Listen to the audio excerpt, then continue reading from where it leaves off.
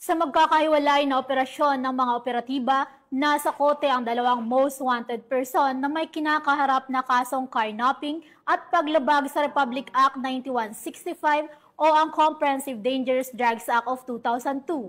Nakibalita dyan si Patrolwoman Mary Tony Veva. Arestado sa magkahiwalay na operasyon ng dalawang wanted person ng magkaibang lungsod matapos ikasa ng pulisya ang pinaigting na manhunt operation laban sa mga nagtatago sa batas. Unang naaresto ang rank 7 most wanted district level na si alias Maria, 26 na taong gulang residente ng lugar kung saan siya naaresto, Barangay Pulang Lupa, 1, Las Piñas City.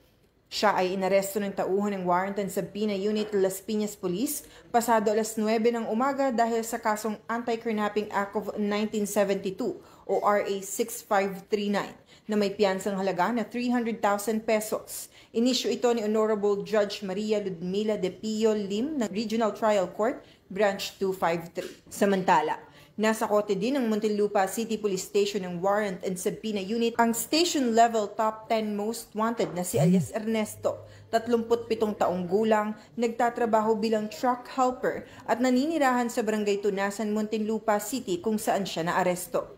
Inisyu ang kanyang warrant ng Regional Trial Court Branch 207 ni Philip Acosta Aguinaldo, ang presiding judge, para sa kasong RA 9165 o ang Comprehensive Dangerous Drugs Act of 2002.